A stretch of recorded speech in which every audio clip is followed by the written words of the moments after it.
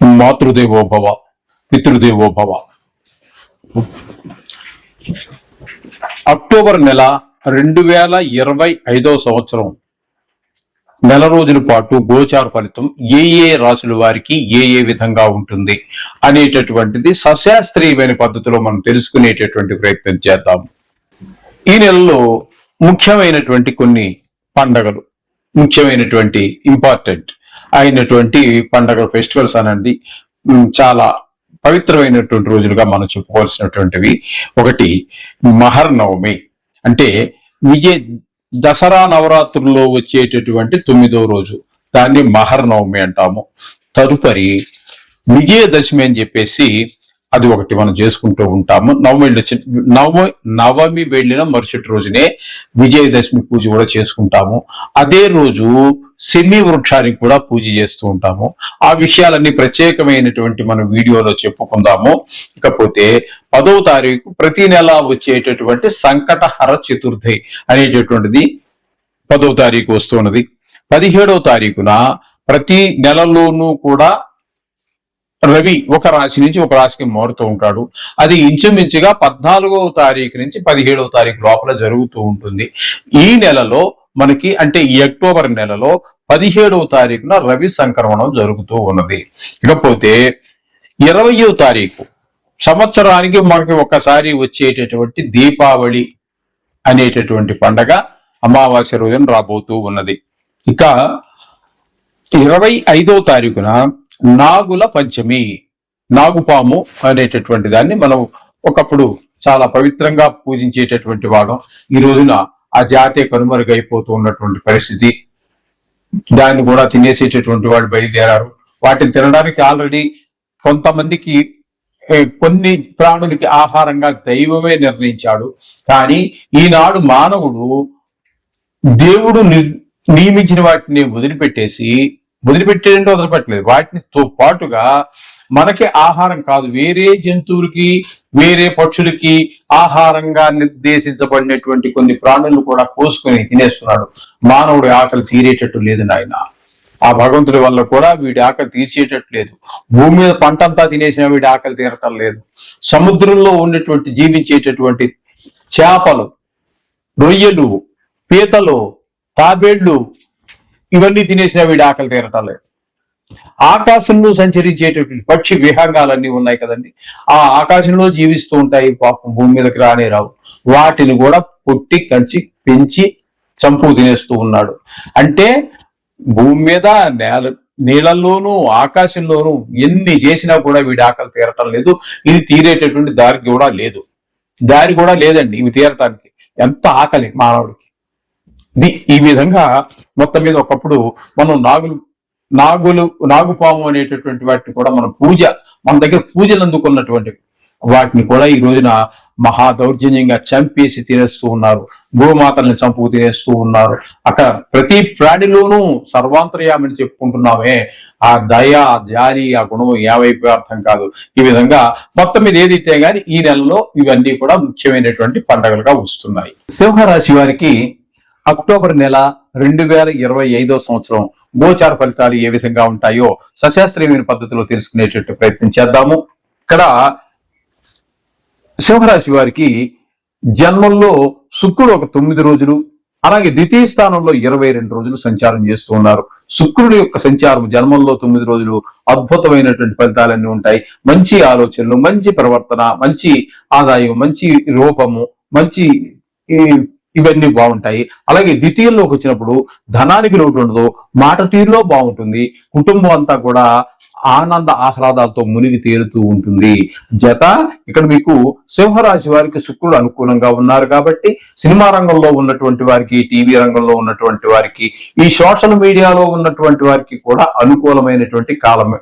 అలా అని చెప్పేసి ఏవో యూట్యూబ్లు వాటిల్లో అక్కర్లేనటువంటివి, అనవసరమైనటువంటి కాంట్రవర్సీ, అంటే గొడవలు తెచ్చేటటువంటివి అన్ని రాసేసి, గురువు గారు మీరు బాగుందన్నారు కదా, నాకు ఎలా వచ్చింది అంటే వస్తుందండి, ఖచ్చితంగా వస్తుంది. శుక్రుడు మిమ్మల్ని కాపాడు. అవాకులు జవాకులు మన దాని నిండా రాసేసి నా మీద వాళ్ళేమో తిట్టారు, వీళ్ళు తిట్టారు అంటే, ఈ రోజు మరి ఈ స్మార్ట్ ఫోన్లు అందరి చేతుల్లోకి వెళ్ళిపోయినాయి. అందరు మనస్తత్వాలు ఒక రకంగా ఉండవు. కొంతమంది భయంకరంగా తిడతారు. ఆ మాటలు మనం మాట్లాడచ్చా మాట్లాడకూడదా అని కూడా ఉండదు. అందుచేత అవన్నీ పబ్లిక్ లోకి వెళ్ళిపోయాక రకరకాలుగా ఉంటుంది. ఎప్పుడు కూడా కాంట్రవర్సీల దగ్గరికి వెళ్ళవద్దండి.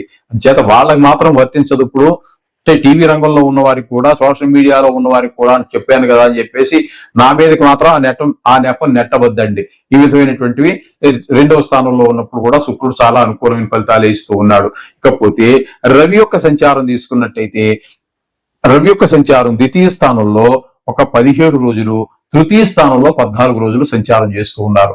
ద్వితీయ స్థానంలో ఉన్నప్పుడు మీకు ధనానికి ఇబ్బంది ఉంటుంది, మాటలో కొంచెం కఠినత్వం ఉంటుంది, అలాగే కుటుంబంలో ఆహ్లాదకరమైన పరిస్థితులు కనిపించవు. కానీ తృతీయంలో సంచారం చేసే 14 రోజుల్లో మాత్రం మీకు కుటుంబ సభ్యులందరికీ కూడా ఆరోగ్యం బాగుంటుంది. అలాగే అందరి యొక్క సహాయ సహకారాలు కూడా ఇంట్లోను, వీధిలోను, చుట్టుపక్కల వారు, ఉద్యోగ స్థలంలోను, వ్యాపార స్థలంలోను వారందరూ కూడా మీకు సహాయ సహకారాలు, తెలుసున్న వారు తెలియని వారు కూడా కొన్ని సందర్భాలలో మనకి సహాయపడుతూ ఉంటారు. ఈ విధమైనటువంటి ఫలితాలన్నీ కూడా రవి తృతీయ స్థానంలో సంచారం చేసేటువంటి, అంటే తులారాశిలో సంచారం చేసే 14 రోజుల్లో మీకు అనుకూలమైన ఫలితాలు ఉంటాయి.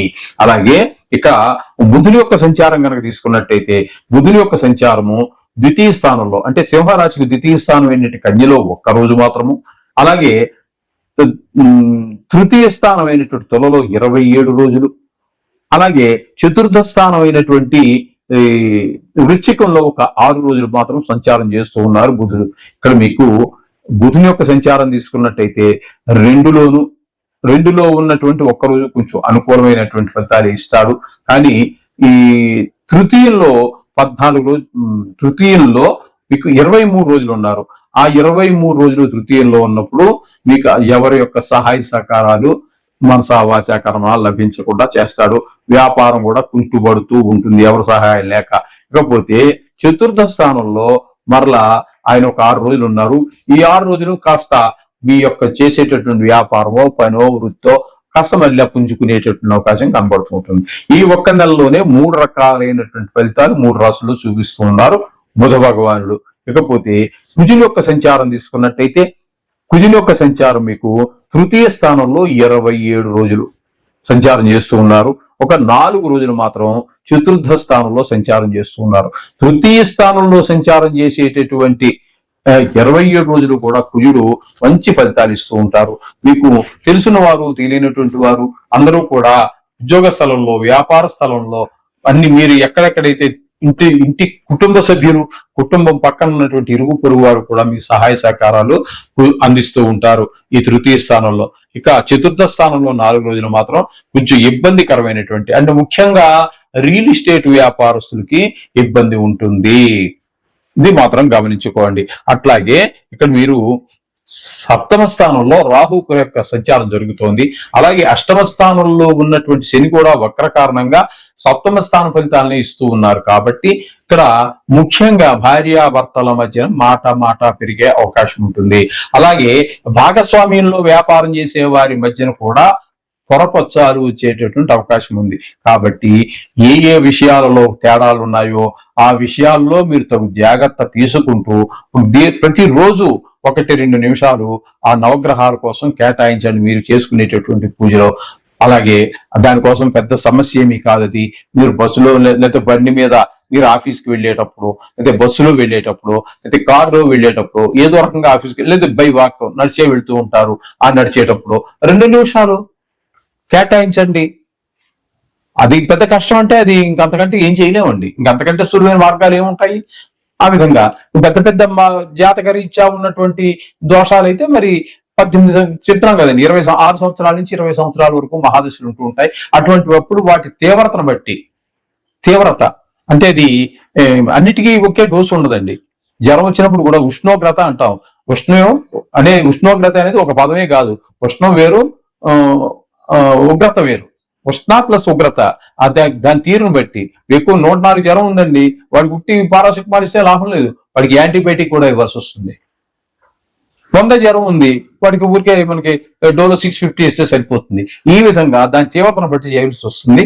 అవన్నీ కూడా మీరు జాతకం రాయించుకుంటే దాని ద్వారా మీరు సూచన చేయడం జరుగుతుంది. శుభం భూయాత్.